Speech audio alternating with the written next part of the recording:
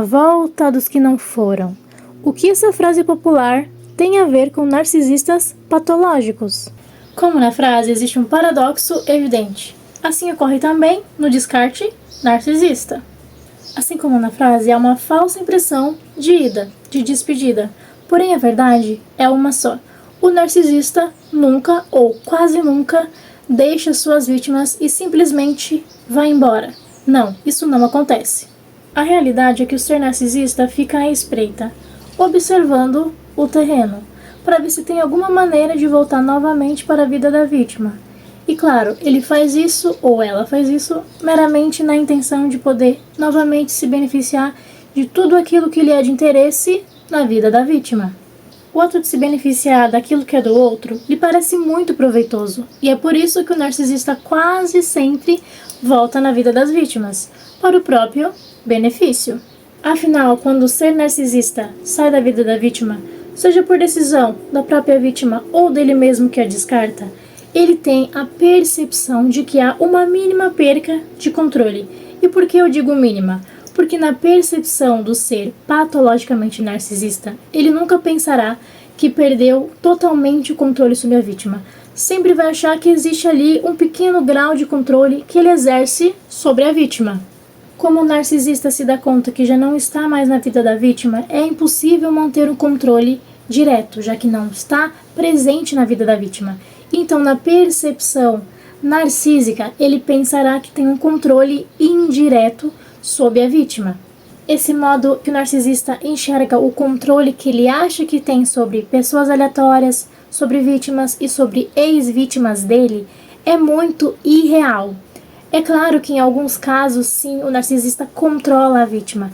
Geralmente em casos onde a vítima é mais suscetível à manipulação, onde a vítima está envolvida emocionalmente ao ponto que ela se deixa inconscientemente ou conscientemente, em muitos dos casos, ser controlada por ele.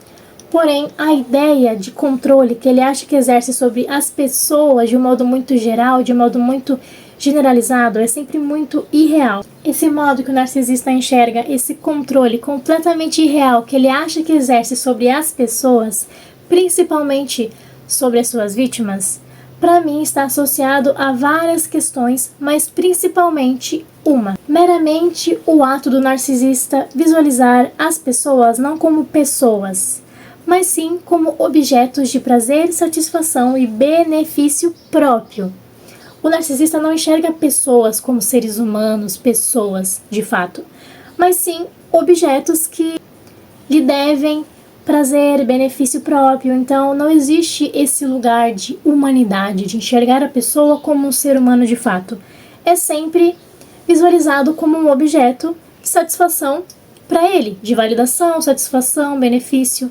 Não há essa humanidade. Então, por isso, ele acha que exerce controle total sobre essas pessoas, vítimas e pessoas também aleatórias, como eu disse.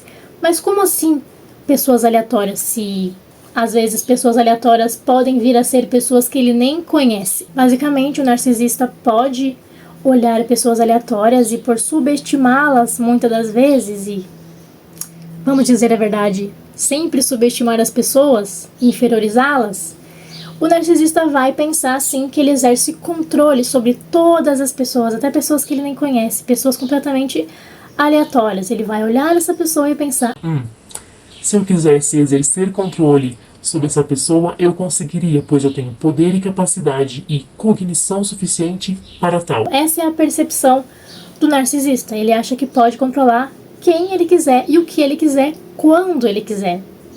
E concluindo aqui, para não ficar muito extenso, porque já está extenso, o narcisista, ele tem essa questão de enxergar o falso controle que ele acha que exerce sobre as pessoas, porque ele enxerga as pessoas como objetos, e objetos podem o quê? Ser controlados. Os objetos não têm reação, não podem fazer nada, ou seja, eles são controlados por nós. E assim é o modo que o narcisista enxerga as pessoas. Não pessoas, mas sim objetos de controle.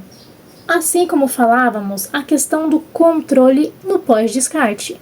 No pós-descarte, o narcisista ainda achará que exerce algum tipo de controle sobre a vítima.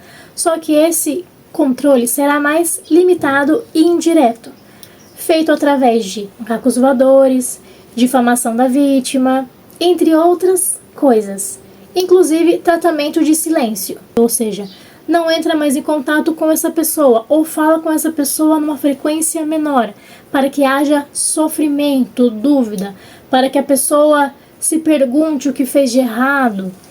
E claro, nesse tratamento de silêncio haverá sofrimento. E quando o narcisista resolver voltar para a vida da vítima e se fazer mais presente, essa vítima vai voltar com unhas e dentes, vai voltar completamente desesperada pela atenção e dopamina que o narcisista proporcionava para ela. Então vai dar também aquela validação que o narcisista necessita, carece. Como explicado, o tratamento de silêncio ele é diverso, podendo ser físico, distante e até mesmo virtual. E eu sei que é meio complexo imaginar que pode ser feito de forma física, mas pode. Um exemplo, há muitos relatos de mulheres esposas de narcisistas que relatam que o narcisista entra na casa e age como se ela não estivesse ali, não tem contato, não tem interação, não fala com a esposa, porque sabe que causará sofrimento. Então fica ali na mesma casa da pessoa, mas não interage, não conversa, é como se a pessoa não estivesse ali. Então também há esse tratamento de silêncio físico. Enfim, gente, também não vou me estender muito porque há muitas vertentes interessantes a serem exploradas no mundo do narcisismo patológico, porém, não vai caber no vídeo, então assim, vamos pra frente. Das características citadas, dos controles indiretos, do sofrimento causado de modo indireto para com a vítima, eu citei macacos voadores e a difamação. Como eu já falei aqui sobre campanha difamatória, para não ser prolixa, para não me estender muito no vídeo, não vou voltar a falar sobre isso, não nesse vídeo, pelo menos. A campanha difamatória é o ato do narcisista difamar a sua vítima e inventar mentiras e histórias sobre ela, na intenção de tirar a sua credibilidade socialmente. E os citados macacos voadores vão ter um vídeo inteiramente dedicado a eles e o seu modo de funcionamento. Então fiquem atentos aos conteúdos que logo logo saem. Sobre o descarte narcisista e por que ele sempre tende a ser momentâneo e não definitivo. O descarte definitivo é extremamente raro, enquanto o narcisista ou a narcisista vê possibilidades, facilitadores entre o contato dele para com a vítima, ele permanecerá mantendo a vítima na vida dele e, claro, usufruindo de tudo aquilo que a vítima o proporciona, já que quase sempre o narcisista ou a narcisista tentam voltar para a vida da vítima na tentativa de retomar o controle. Quais seriam as razões, circunstâncias para que isso não ocorresse? No momento em que o narcisista não enxerga mais nada para ser tirado, no momento em que o narcisista não tem mais nada para tirar proveito aos olhos dele, ele passa a enxergar a vítima de maneira vazia, e afinal ele passa a enxergar a vítima como um nada. Na realidade, a vítima sempre foi um nada para ele, ele sempre enxergou os benefícios que aquela vítima poderia proporcionar para ele. Então, quando ele já não enxerga mais coisas a proporcionar para ele, não há mais valor agregado, não tem mais valor. Então se torna um vazio. E quando uma vítima não tem mais nada para ser tirado, não tem mais nada que lhe soe interessante a usurpar, essa vítima será descartada permanentemente, se as circunstâncias permanecerem a mesma. Ou seja, se a vítima permanecer nesse mesmo estado, perspectiva na visão dele, ele só voltaria diante de novas circunstâncias, basicamente se tivesse novas coisas a se beneficiar. Pode ocorrer também do ser narcisista não tentar fazer o hoovering, ou seja, tentar puxar a vítima de volta para o ciclo de abuso, quando ele não vê facilitadores, ou seja, quando ele vê que o ambiente, a situação, a vítima não está facilitando para ele, não está mantendo um ambiente propício para que ele volte. E também quando ele visualiza na vítima uma estrutura emocional e cognitiva, pois isso para ele são coisas que dificultam a volta dele, o gaslighting, que no caso seria as manipulações. A visualização de uma vítima estruturada emocionalmente e cognitivamente é um impedimento, é um não facilitador para o narcisista, é algo que está dificultando, é algo que está não tornando propício um ambiente para que ele volte. Então isso também é um dos motivos para que o narcisista não volte. Uma vítima que se estruturou emocionalmente tem inteligência para perceber e não cair mais nas manipulações dele. Isso é enxergado como uma barreira. Essa barreira não facilita e nem permite de quaisquer maneira que ele volte na vida dessa vítima. Isso será um desmotivador. E essa dificuldade dele se aproximar, retomar qualquer tipo de relação com a vítima, vai evidenciar que aquela vítima já não pode mais ser manipulada e ele eventualmente pode desistir. Há muitas possibilidades, casos e hipóteses do porquê a pessoa narcisista faz descartes temporários e outros definitivos. Porém, na grande maioria dos casos, eles voltam para continuar mantendo um harém de vítimas novas e antigas. Isso se dá à necessidade de possuir o domínio mental deles para com as vítimas. O benefício que eles têm através das vítimas, sendo eles a validação do próprio ego, o prazer de enganar e subjugar, a percepção dele de visualizar aquelas vítimas como meros objetos de controle dele, o satisfaz. Não há apego emocional, há sentimento de posse.